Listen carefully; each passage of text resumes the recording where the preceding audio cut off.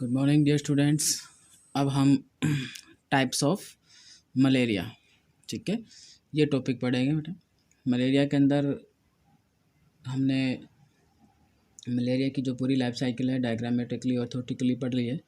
अब हम देखते हैं कि मलेरिया के टाइप कितने होते हैं, मलेरिया कितने टाइप का होता है, मलेरियल फीवर जो है वो कितने टाइप का होता है, ठीक है। और मलेरियल फीवर जो है वो मेन 4 टाइप का होता है। और ये जो फीवर है वो, या ये मलेरियल जो फीवर है वो किस बेस पे डिवाइड किया गया है, वो डिवाइड किया गया है कि फीवर जो है वो कितने टाइम बाद में होता है, क्योंकि इसमें एक रेगुलर इंटरवल पे फीवर आता है। तो उस बेस पे यहाँ मलेरिया के टाइप बनाए गए हैं, जिसमें अलग अलग मलेरिया जो प्लाज्मोडियम है उसकी स्पीसीज इन्वॉल्व है, ठीक है। तो types of malaria on the basis of recurrency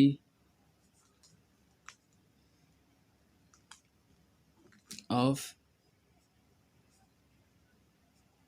malarial fever. Malarial fever कितने टाइम इंटरवल पे होता है उसके बेस पे मलेरिया के 4 टाइप जो है वो बनाए गए हैं, ठीक है।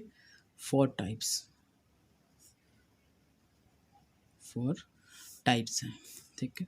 4 टाइप्स में फर्स्ट जो टाइप है वो है टर्सियन, बेनिगन, टर्सियन, टर्सियन, बेनिगन टर्सियन या वाइवैक्स मलेरिया इसको बोला जाता है, या वाइवैक्स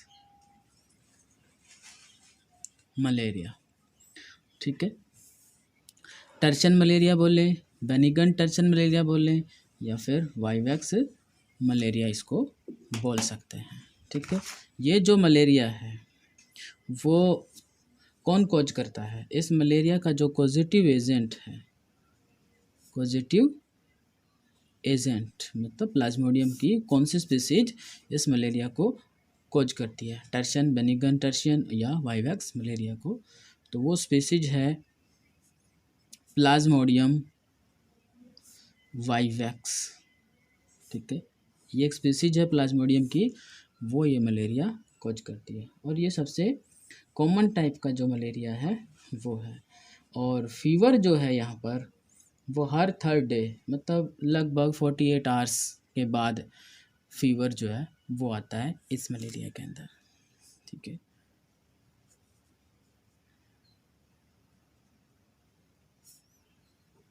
ऑफ फीवर आफ्टर या every 3rd day, fever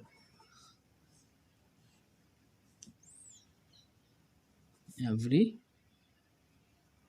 3rd day, ठीक है।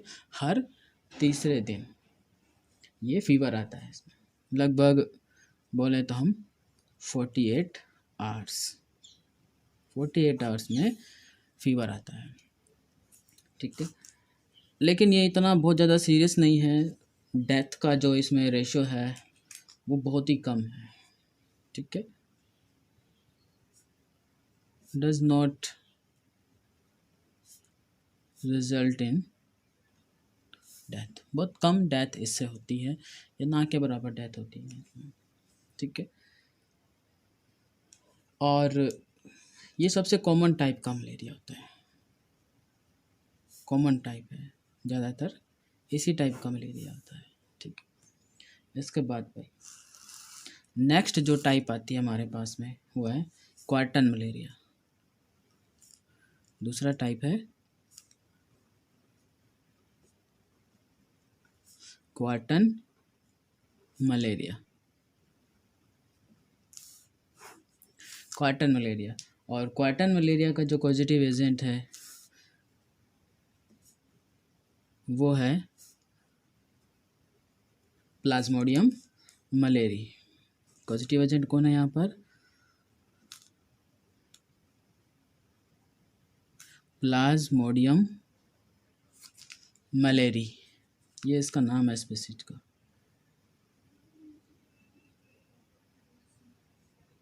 ठीक है, प्लाज्मोडियम मलेरिया। और ये इतना कॉमन फीवर नहीं है, बहुत कम देखने को मिलता है। और यहाँ पर जो फीवर की रिकरेंस है वो एवरी 4th डे है।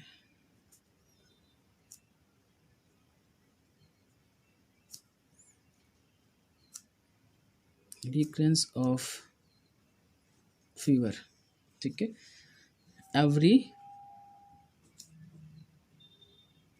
4th day. ठीक है, ये इतना कॉमन नहीं है। नेक्स्ट जो हमारे पास आपको ये याद रखने वाली चीज़ है इसमें कि कौन से टाइप का मलेरिया जो है कौन से स्पीसीज से कोज हो रहा है। तो प्लाज्मोडियम मलेरिया कोज करता है क्वार्टन मलेरिया। ठीक है, और इसमें जो रिकरेंस है फीवर का वो 4th डे, या हम कहें अबाउट 72 आवर्स, 72 आवर्स। ठीक है, नेक्स्ट जो टाइप होगा हमारे पास में मलेरिया का वो है mild tertian malaria. Mild tertian malaria. ठीक है, माइल्ड टर्शियन मलेरिया, ये टर्शियन मलेरिया की तरह ही है लेकिन उससे थोड़ा कम, इसमें इतने ज़्यादा बड़े सिम्टम्स या इतना ज़्यादा फीवर जो है वो नहीं आता है, टर्शियन मलेरिया से कम रहता है। ठीक है, इसे लिखा है माइल्ड टर्शियन मलेरिया, और ये बहुत ज़्यादा हार्मफुल नहीं है। तो इसका भी जो इसका जो पॉजिटिव एजेंट है इस मलेरिया का वो है प्लाज्मोडियम ओवेल। वो है प्लाज्मोडियम ओवेल। प्लाज्मोडियम ओवेल, ये माइल्ड टर्शियन मलेरिया जो है वो कोज करता है। ठीक है, माइल्ड टर्शियन मलेरिया। फीवर जो है यहाँ वही 48 आवर्स में आकर होगा। फीवर की जो रिकरेंस है वो हर 48 आवर में होगी, मतलब 3rd day, every 3rd day fever, every 3rd day. ठीक है, इसके बाद भाई हमारे पास 4th एक टाइप है मलेरिया का, और वो है मैलिग्नेंट टर्शियन या परनीशियस मलेरिया। ठीक है, 4th एक टाइप हमारे पास में जो सबसे डेंजरफुल है, मैलिग्नेंट टर्शियन और pernicious anaemia. Pernicious malaria, sorry, pernicious malaria, pernicious malaria, ये एक लास्ट टाइप है और ये सबसे ज़्यादा डेंजरफुल मलेरिया है। इसमें सबसे ज़्यादा डेथ होती है और इसका जो पॉजिटिव एजेंट है वो है Plasmodium falciparum. Positive agent Plasmodium falciparum. ठीक है, प्लाज्मोडियम फाल्सीफेरम। और यहाँ पर भी जो फीवर की रिकरेंस है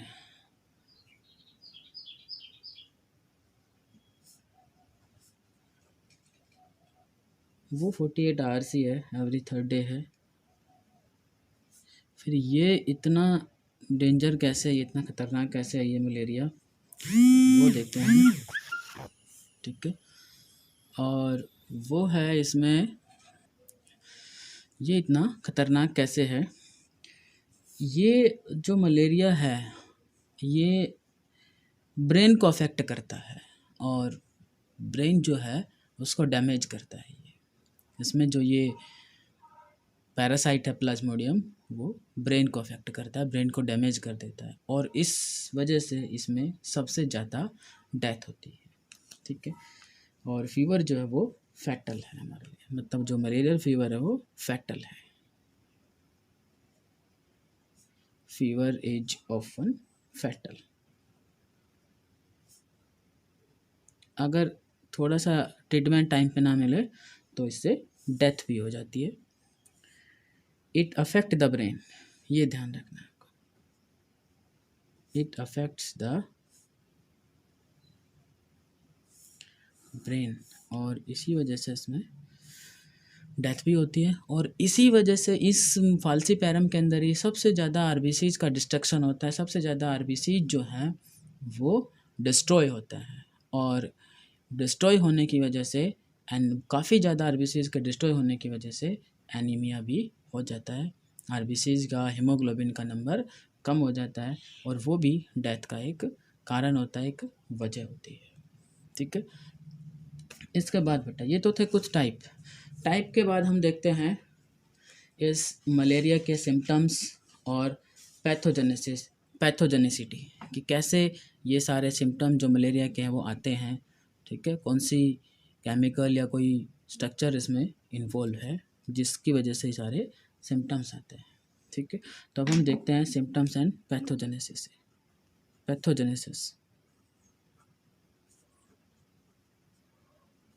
सिम्टम्स एंड पैथोजेनेसिस। ठीक है, सिम्टम की अगर हम बात करें तो मलेरिया के जो फर्स्ट सिम्टम हैं वो कई दिन में जाके आते हैं। ठीक है, symptoms of malaria first appear in several days,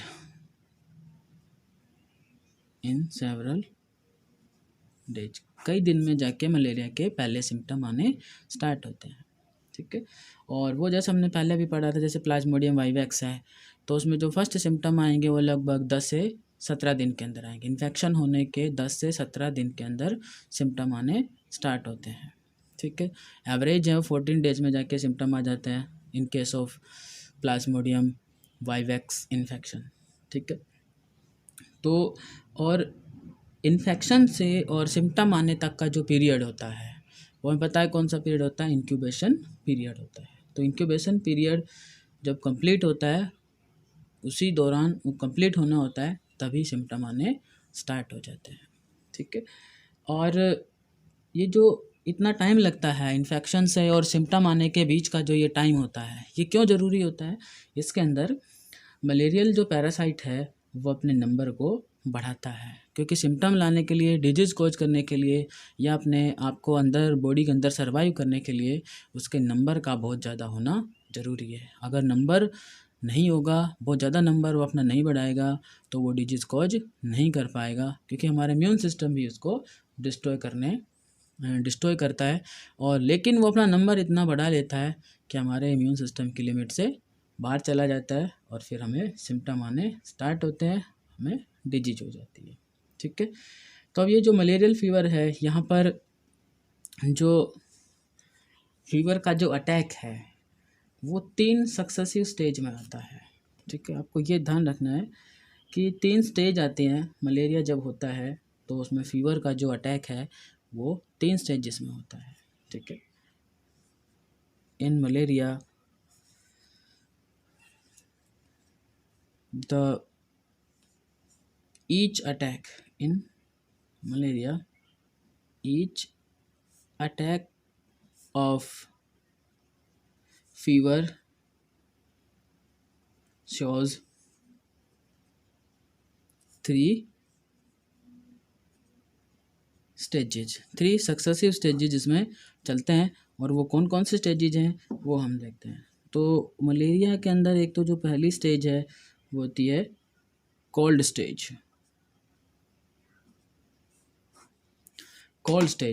इस स्टेज में जब फीवर आता है या ऑनसेट, जब मलेरिया का इन्फेक्शन हो जाता है, सिम्टम आने लगते हैं, तो उसमें सबसे पहले जो है वो कोल्ड स्टेज आती है। कोल्ड स्टेज जिसमें पेशेंट को बहुत ज़्यादा ठंड महसूस होती है, चिल महसूस होती है उसको, और इतनी सर्दी लगती है कि दांत भी उसके किटकिटाने लगते हैं, बजने लग जाते हैं। ठीक है, और फिर उसे काफ़ी सारे कपड़े उसके ऊपर डाल दिए जाते हैं, कंबल डाल दिए जाते हैं, ताकि उसे ठंड महसूस ना हो। ठीक है, तो इस कोल्ड स्टेज में पेशेंट जो है suffer from sewer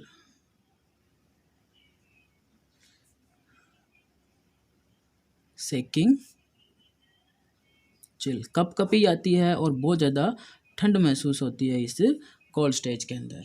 malaria disease के अंदर जो सिम्टम की पहली स्टेज है उसमें कपकपी आती है, ठंड लगती है बहुत तेज, जिसको हम कोल्ड स्टेज बोलते हैं। ठीक है, और ये जो कोल्ड स्टेज है वो लगभग 20 मिनट से 1 घंटे तक रहती है।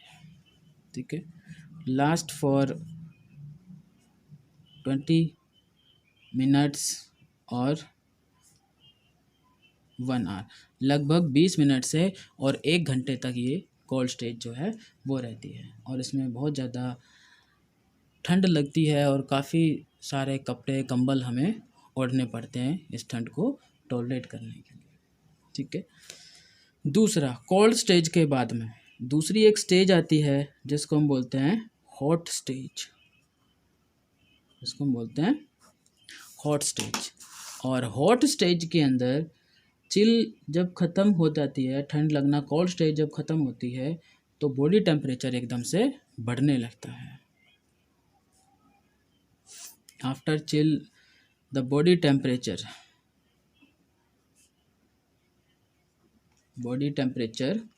rises as high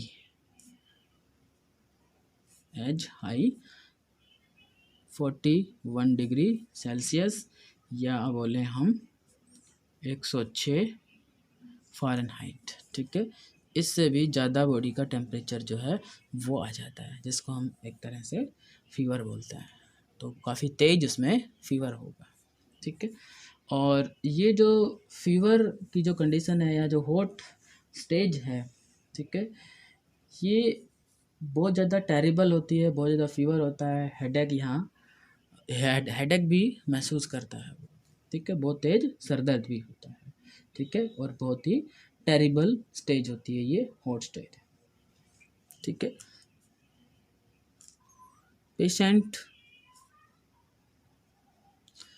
feels very hot with a terrible headache,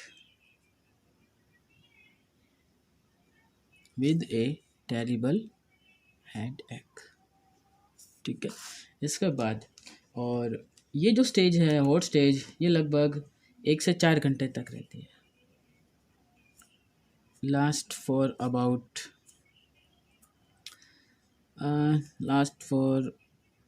1 hour to 4 hour. ठीक है, 1 घंटे से लेके और ये लास्ट 4 घंटे तक ये स्टेज रहती है हॉट स्टेज। ठीक, इसके बाद में नेक्स्ट जो स्टेज आती है वो है स्वेटिंग स्टेज। नेक्स्ट जो स्टेज आएगी हॉट स्टेज के बाद में स्वेटिंग स्टेज आएगी। ठीक है, जब ये फीवर का पीरियड जब ख़त्म हो जाता है, हॉट स्टेज जब ख़त्म हो जाती है, तो बॉडी का टेम्परेचर जो है वो कम जाने लगता है और काफ़ी तेज है स्वेटिंग होती है। ठीक है, बॉडी का टेम्परेचर कम होने लगेगा, sweat profusely, and body temperature becomes low. Body temperature becomes low, कम होने लगता है। ठीक है, sweat profusely and body temperature becomes low. इसके बाद यहाँ पर धीरे धीरे बुखार या फीवर जो है वो ख़त्म हो जाता है और पेशेंट जो है वापस नॉर्मल कंडीशन में आ जाता है और कंफर्टेबल महसूस करता है। ठीक है, फीवर स्लो डाउन या कम्स डाउन। ठीक है, और पेशेंट जो है वो नॉर्मल फील करता है। पेशेंट फील नॉर्मल, और जो पेशेंट होगा वो नॉर्मल फील करेगा अपने आप को। ठीक है, और इसके बाद फिर दोबारा वही 48 आवर्स या 72 आवर, 3 दिन 4 दिन बाद फिर से वही स्टेज स्टार्ट होगी, कोल्ड स्टेज, हॉट स्टेज, और फिर स्वेटिंग स्टेज आएगी। ठीक है, और ये जो स्टेज आ रही हैं, जो ये फीवर जो आ रहा है, ठीक है, ये सब किस वजह से आता है? जो मलेरिया फीवर जो आता है ये किस वजह से आता है? ठीक है, ये आपको ध्यान रखना है कि ये फीवर किस वजह से आ रहा है, कौन सी ऐसी स्ट्रक्चर जो है या ऐसा कौन केमिकल चेंज हुआ है या कोई बॉडी में चेंज हुआ है जिसकी वजह से इतना हाई फीवर जो है वो आता है यहाँ पे। तो एक चीज़ आपको याद रखनी है कि फीवर के लिए और चिल के लिए जो रेस्पॉन्सिबल है वो है हीमोजॉइन और मीरोजॉइट्स का आरबीसीज को बस्ट करके ब्लड प्लाज्मा में आना। ठीक है, तो ये आपको याद रखना है। Malaria fever occurs when Cy-Jont in RBCs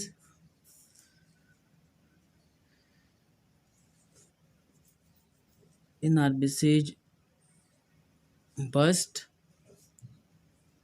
and set free their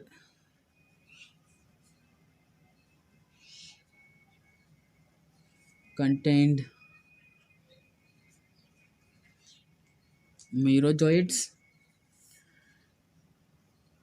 and malarial pigment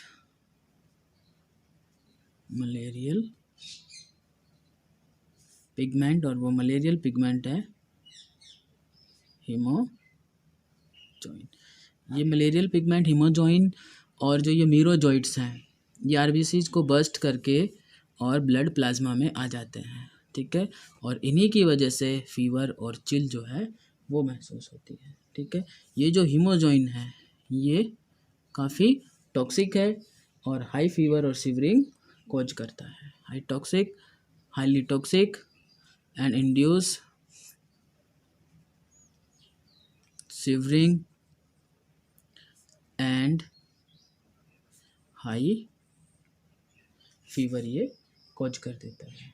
ठीक है, दूसरा एक चीज़ आपको देखनी है, मलेरिया के अंदर एनीमिया जो है वो भी हो जाता है। ठीक है, मलेरिया के अंदर एनीमिया जो है, anaemia is also occurs in malaria. ठीक है, तो एनीमिया कैसे होगा? एनीमिया आरबीसीज की डिस्ट्रक्शन से होगा, क्योंकि बार बार जो आरबीसीज हैं वो ब्रेक होंगे, हीमोग्लोबिन जो है वो डिकम्पोज किया जाएगा और बॉडी के अंदर हीमोग्लोबिन की आरबीसीज की कमी हो जाएगी, इसी को हम बोलेंगे एनीमिया। ठीक है, ये क्यों होता है ये आपको याद रखना है। Occurs due to breakdown of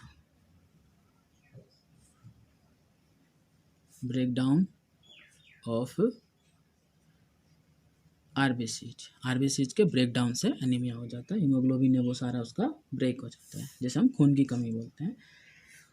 अब ये मलेरिया के अंदर जो स्प्लीन है वो भी काफ़ी लार्ज हो जाता है, स्प्लीन काफ़ी बड़ा हो जाता है, और स्प्लीन जो है वो एक केमिकल सिक्रेट करता है जिसको हम लाइसोलेसिथिन बोलते हैं। इसको क्या बोलते हैं हम? लाइसोलेसिथिन बोलते हैं। ठीक है, और ये डिस्ट्रॉय आरबीसीज। ये आरबीसीज को डिस्ट्रॉय करता है। ठीक है, जो आरबीसीज काम के नहीं हैं या जिनकी अब यूज़ नहीं है जिनका, उनको ये डिस्ट्रॉय कर देता है। इसके अलावा एक और भी है जो मलेरियल जो पैरासाइट है, वो हीमोलाइसिन रिलीज करता है। मलेरियल जो पैरासाइट है वो हीमोलाइसिन रिलीज करता है, और ये हीमोलाइसिन भी क्या करता है, आरबीसीज को ही डिस्ट्रॉय करता है। और जब इतने सारे आरबीसीज डिस्ट्रॉय होंगे तो एनीमिया कॉज हो जाएगा, खून की कमी हो जाएगी। ठीक है, इसके बाद ये तो बात हुई कुछ सिम्टम की। अच्छा, प्रोफाइलैक्सिस में आपको याद रखना है कि हीमोजॉइन जो है वो क्या है, प्रोफाइलैक्सिस है, उसी से डिजीज़ के सिम्टम्स आता है, चिल और फीवर आता है। ठीक है, एनीमिया हो जाता है, बार बार सर्दी लगती है, बुखार आता है, फिर नॉर्मल हो जाता है। तो ये सब एक रेगुलर टाइम इंटरवल के अंदर चलता रहता है। ठीक है, ये पूरा एक साइक्लिक मैनर चलता रहता है। अब सिम्टम के बाद हमें जो मेन इसका जो पढ़ना है, लास्ट जो बचा है, वो है control. Control of malaria, control of malaria. अब हम देखते हैं बेटा कंट्रोल ऑफ मलेरिया। और इंडिया में तो मलेरिया को कंट्रोल, या मलेरिया जो एक नेशनल प्रॉब्लम की तरह है, और मलेरिया को कंट्रोल करने के लिए एक एंटी मलेरिया डिपार्टमेंट गवर्नमेंट की तरफ से बनाया गया है। और जो वो एंटी मलेरियल जो डिपार्टमेंट है, एंटी मलेरिया जो डिपार्टमेंट है, वही मलेरिया की रोकथाम के लिए, उसको प्रिवेंट करने के लिए, कंट्रोल करने के लिए काम करता है। ठीक है, और जितने भी जो कंट्रोल मेजर हैं मलेरिया को कंट्रोल करने के लिए, उन सभी को हम 3 कैटेगरी के अंदर इंक्लूड कर लेते हैं। ठीक है, तो हम देखते हैं इंडिया में, इन इंडिया, ठीक है, malaria is a national problem. ठीक है, इंडिया में मलेरिया एक नेशनल प्रॉब्लम है, और इस मलेरिया से डील करने के लिए एक एंटी मलेरिया डिपार्टमेंट गवर्नमेंट की तरफ से बनाया गया है, anti malaria department.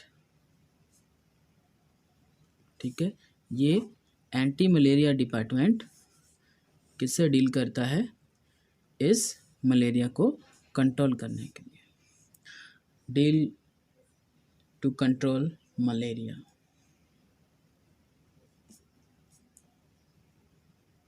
To control malaria कैसे कंट्रोल किया जाए, उसके लिए एंटी मलेरिया डिपार्टमेंट जो है गवर्नमेंट ऑफ इंडिया की तरफ से बनाया गया, वो काम करता है। लेकिन अभी जो इसमें है, ऑल जितने भी कंट्रोल के जो मेथड हैं, उन सबको हम 3 कैटेगरी में डिवाइड कर देते हैं। All the control measures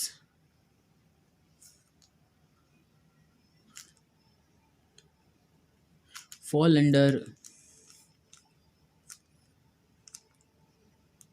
the following categories।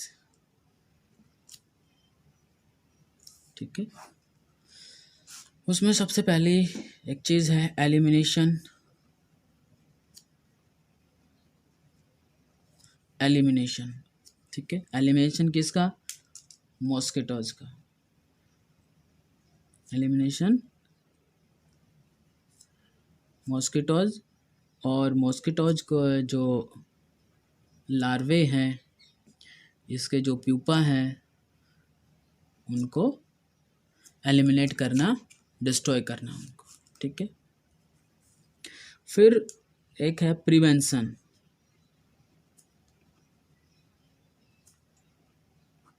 Prevention of infection, infection हो ही ना उसको हम रोकें, उसको बोलते हैं प्रोफाइलैक्सिस। कि किसी को मलेरियल डिजीज हो ही ना, उसको हम रोक दें, डिजीज को रोक दें, हो ही ना, उसको हम बोलेंगे प्रिवेंशन ऑफ इन्फेक्शन। और इसके लिए हमें क्या करना चाहिए कि हमें किसी को डिजीज ना हो, इन्फेक्शन ना हो, उसके लिए हमें क्या करना चाहिए वो हम अभी देखते हैं। और एक लास्ट जो है वो आता है उसमें ट्रीटमेंट। अगर मलेरिया हो ही गया है तो अब हम उसको कैसे ट्रीट करें। ट्रीटमेंट ऑफ इन्फेक्टेड पर्सन, ठीक है, कैसे हम उसको ट्रीट करें अगर किसी को मलेरिया हो गया है। तो ये 3 पार्ट हैं इसमें, एलिमिनेशन, प्रोफाइलैक्सिस जिसमें इन्फेक्शन को प्रिवेंट किया जाए, और थर्ड है हमारे पास ट्रीटमेंट कि कैसे हम मलेरिया इन्फेक्टेड पर्सन को ट्रीट करें। तो सबसे पहला जो हमारे पास में पॉइंट आएगा वो है एलिमिनेशन में डिस्ट्रक्शन ऑफ एनोफ्िलीज मॉस्किटो जो है उसको डिस्ट्रॉय करना। और यही हमारे पास जो सबसे एक अच्छा मेथड भी है या मलेरिया को कंट्रोल करने का एक जो सबसे इफ़ेक्टिव और जो श्योरेस्ट वे है वो है एनोफ्िलीज जो वेक्टर है, जो मॉस्किटो है, उसको कंट्रोल करना, ठीक है। Most effective and surest way to control malaria, ठीक है। और इसके अंदर हम सबसे पहले देखते हैं destruction of adult mosquitoes.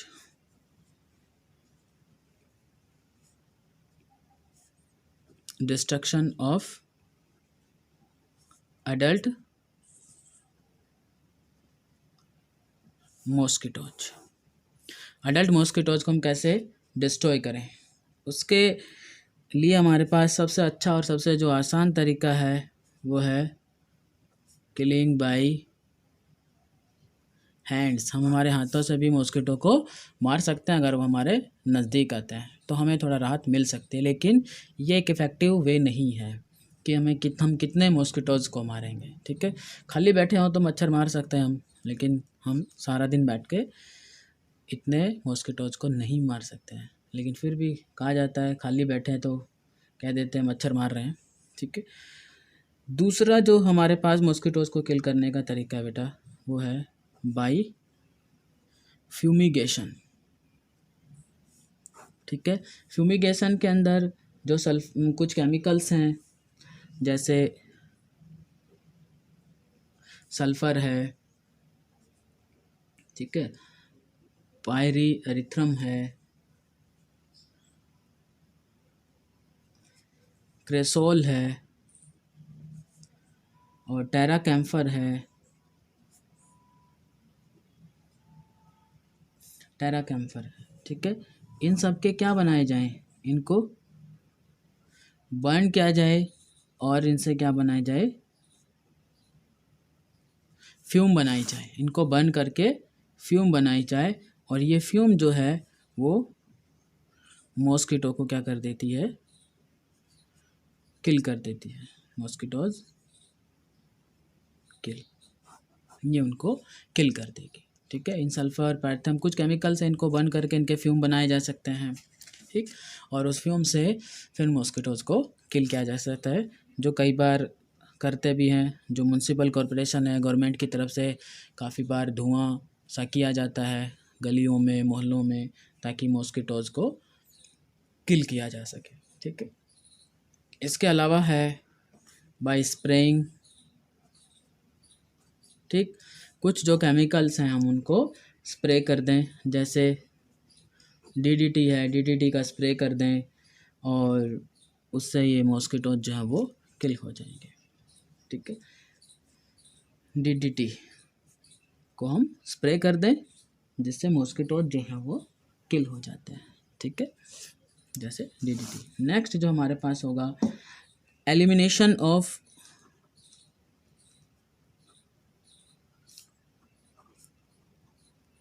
Breeding places. Elimination of breeding places कि जो मॉस्किटो के जो ब्रीडिंग प्लेसेज हैं उनको हम क्या कर दें, ख़त्म कर दें, ठीक है। जैसे स्मॉल डिचेज़ हैं, पिट्स हैं, उन सबको हम मिट्टी से या स्टोन से भर दें उनको, ताकि उनमें पानी इकट्ठा ना हो। ठीक है, ओपन ड्रेन्स हैं उनको हम क्लोज कर दें और अंडरग्राउंड बना दें। ठीक है, open drains should be closed और अंडरग्राउंड। ठीक है, अंडरग्राउंड बना दें, उनको क्लोज कर दें। ठीक है, स्मॉल पिट्स हैं, डिचेस जो हैं, छोटे गड्ढे जो हैं, उनको हम फिल कर दें मिट्टी या पत्थर से।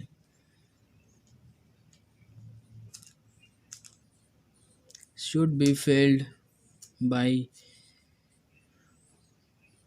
Soil and stones. ठीक है, छोटे गड्ढे या जो छोटे छोटे पिट्स हैं, डिचेस हैं, उनको हम सॉइल या मिट्टी से, सॉइल या स्टोन से भर दें उनको, ताकि ब्रीडिंग ग्राउंड ही ना बचे। ठीक है, और कूलर और जो हमारे पास छतों में गमले हैं, उनमें बार बार हम पानी चेंज करते रहें। Water in cooler and pots should be changed regularly, या हम इनके अंदर कूलर या पॉट्स हैं उनमें जब हम पानी डालें तो उसमें कैरोसिन ऑयल जो है ऊपर उसकी स्प्रे कर दें, ताकि मॉस्किटो के लिए ब्रीडिंग ग्राउंड ना बचे, वो उस पानी के ऊपर बैठ ना पाए। ठीक है, इसके अलावा बहुत सी जो सब्स हैं उनको साफ़ कर देना चाहिए। ठीक है, और ये ध्यान रखना चाहिए कि कहीं पर भी पानी इकट्ठा ना हो, जिससे मॉस्किटो को ब्रीड करने के लिए जगह ना मिले। ठीक है, ये आपको ध्यान रखना है। एक तो ओपन ड्रेन्स को बंद कर देना है, स्मॉल पिट्स डिचेज जो है उनको मिट्टी से या पत्थर से भर देना है। छत पे या कहीं पर दूसरी जगह पर कहीं पानी इकट्ठा हो रहा है, पुराने टायरों के अंदर कोई बर्तन है, बकेट है जिसमें काफ़ी दिन से पानी इकट्ठा है, उसको हम हटा दें, उसको ख़त्म कर दें। ठीक है, कूलर या पॉट्स में पानी डालें हम रेगुलर, उसको हम बार बार चेंज करते रहें। इससे हम मॉस्किटो को ब्रीड नहीं करने, इससे मॉस्किटो जो है उसको ब्रीडिंग करने के लिए जगह नहीं मिलेगी। ठीक है, इसके बाद हमारे पास में है भाई, बेटा अब देखते हैं हम लार्वे और प्यूपे को कैसे डिस्ट्रक्ट किया जाए, जिससे वो आगे नए मॉस्किटो ना बने। तो उनको कंट्रोल करने के लिए हमारे पास सबसे पहले एक मेथड है, प्रॉपर ड्रेनेज होना चाहिए। ठीक है, हमारा जो ड्रेनेज सिस्टम है वो अच्छा होना चाहिए, प्रॉपरली उसमें से पानी जो है वो फ्लो करना चाहिए, कहीं पर भी पानी इकट्ठा नहीं होना चाहिए। ठीक है, प्रॉपर ड्रेनेज सिस्टम हो हमारे पास में। ठीक, जिससे मॉस्किटो को या जो लार्वे है, प्यूपे हैं, उनको ग्रोथ करने के लिए जगह ना मिले। ठीक, नेक्स्ट जो हमारे पास में होगा, जो स्टेगनेंट वाटर है, स्टेगनेंट वाटर, जो पानी एक जगह खड़ा है उसको हम, उसके सरफेस को हम कवर कर दें। स्टेगनेंट वाटर सरफेस में बी कवर्ड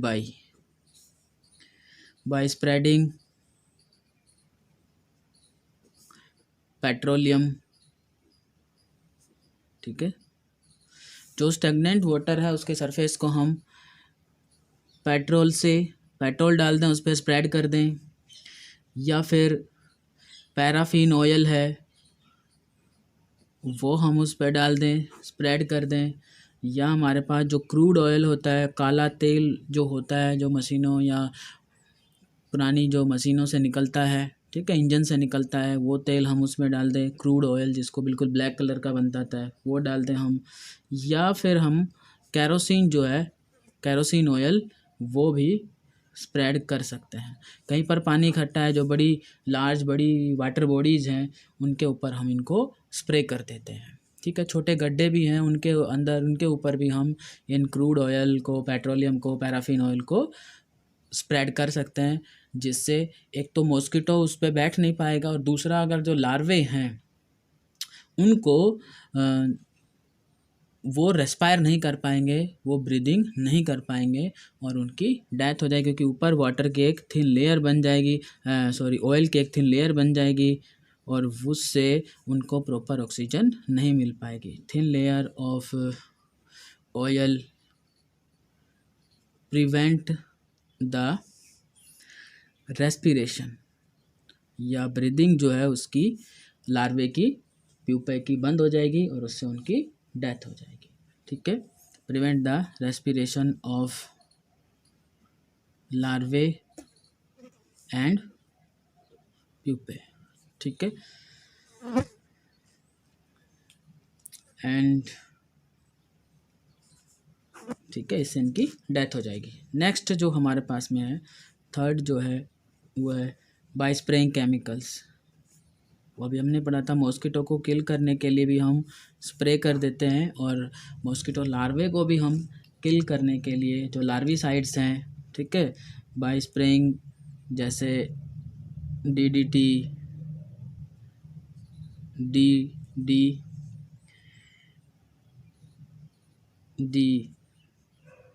BHC, ठीक है, या benzene BHC benzene hexachloride, DDT dichloro diethyl tetrachloroethane, ये इसकी फुल फॉर्म बनेगी। तो ये कुछ केमिकल्स हैं, ये किल लार्वे, जो लार्वे को किल कर देते हैं, मॉस्किटो को भी ये किल कर देते हैं। ठीक है, और एक सबसे अच्छा जो हमारे पास में लास्ट जो लार्वे और प्यूपे को कंट्रोल करने के लिए जो मेथड है वो है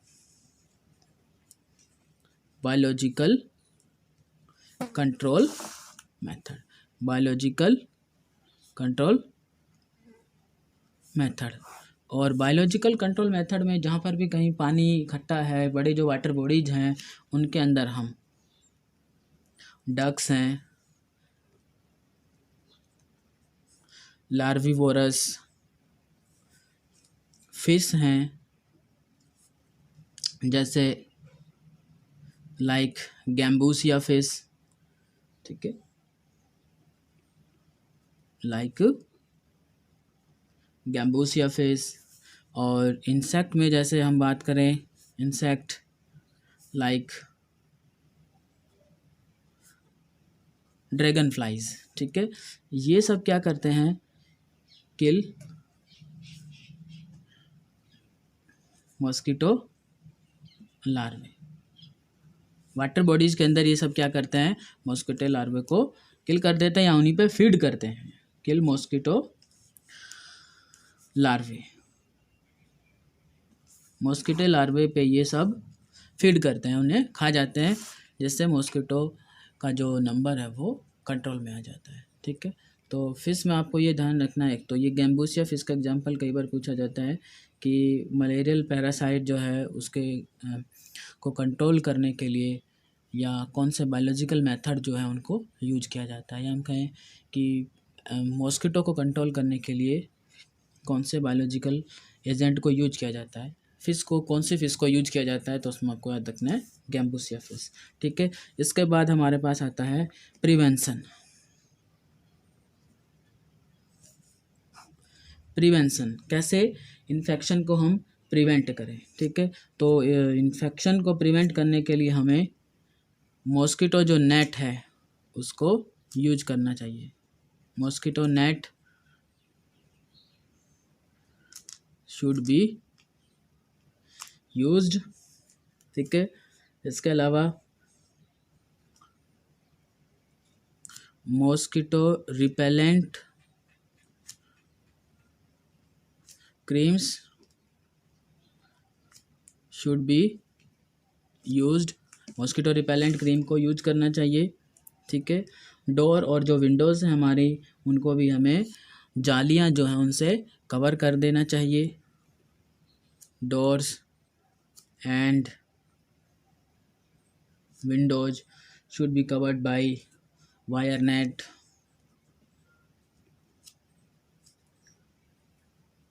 should be covered by wire net, जालियों से उसको कवर कर देना चाहिए ताकि मच्छर अंदर, मॉस्किटो जो अंदर ना आ सके। ठीक है। और इसके अलावा कुछ ड्रग्स जो हैं उनका भी यूज किया जाता है इसको प्रिवेंट करने के लिए, जिससे हमें इन्फेक्शन ना हो। इसके अलावा अब हम देखते हैं लास्ट जो हमारे पास टॉपिक बचा है वो है ट्रीटमेंट। ठीक है।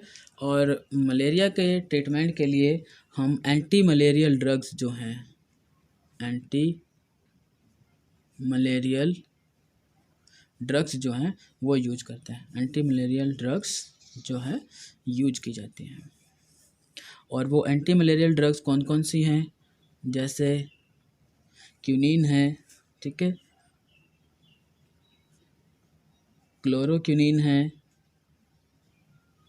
ठीक है, बहुत सारी ड्रग हैं, पालोड्रीम है,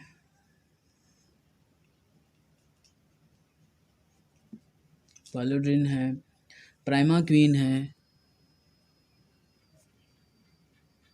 प्राइमाक्वीन है, ठीक है। और भी काफ़ी सारी ड्रग्स हैं इस मलेरिया को कंट्रोल करने के लिए, ठीक है। क्यूनिन, क्लोरोक्यूनिन, पालोड्रीन, प्राइमाक्वीन, ये कुछ ड्रग्स हैं, ठीक है, जिनको हम मलेरिया के पेशेंट को देते हैं मलेरिया को कंट्रोल करने के लिए, ठीक है। Use to treat malaria, use to treat malaria, malaria को कंट्रोल ट्रीट करने के लिए हम इन ड्रग्स का यूज करते हैं। इसमें जो क्यूनिन है, ठीक है, ये ओल्डेस्ट एंड मोस्ट इफेक्टिव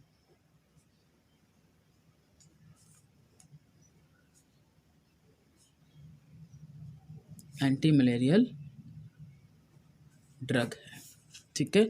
ये ओल्डेस्ट और most effective anti malarial drug है जिसको हम यूज करते हैं। कहाँ से ऑब्टेन किया जाता है इसको, कहाँ से इसको सबसे पहले ऑब्टेन किया गया, obtain from bark of cinchona plant, bark of cinchona plant, ये एक प्लांट है, उसकी बार्क से सबसे पहले इसको एक्सट्रैक्ट किया गया, ऑब्टेन किया गया, ठीक है। और ये था इसको प्रिवेंट करने का मेथड, इसको ट्रीट करने का मेथड कि हम मलेरिया हो जाता है तो कैसे उसको ट्रीट करते हैं। इसमें एक चीज़ आपको, एक साइंटिस्ट का नाम बता रहा हूँ, आपको याद रखना है। एक साइंटिस्ट आएंगे, रोनाल्ड रोज, ठीक है, रोनाल्ड रोज, और इन्होंने कहा था कि मलेरिया जो है वो प्रोटोजोन से प्लाज्मोडियम जो प्रोटोजोन जो है प्लाज्मोडियम उससे कोज होता है और फीमेल एनोफ्लेज इसको ट्रांसमिट करती है, ठीक है। ये आपको याद रखना है। रोनाल्ड रोज फर्स्ट, सबसे पहले इन्होंने कहा था कि मलेरिया जो है वो प्रोटोजोन प्लाज्मोडियम से कोज होता है और फीमेल एनोफ्लेज उसको ट्रांसमिट करती है, और इसके लिए उन्हें नोबेल प्राइज़ भी दिया गया था मेडिसिन और फिजियोलॉजी के अंदर, ठीक है, ठीक है। तो ये आपको ध्यान रखना है। रोनाल्ड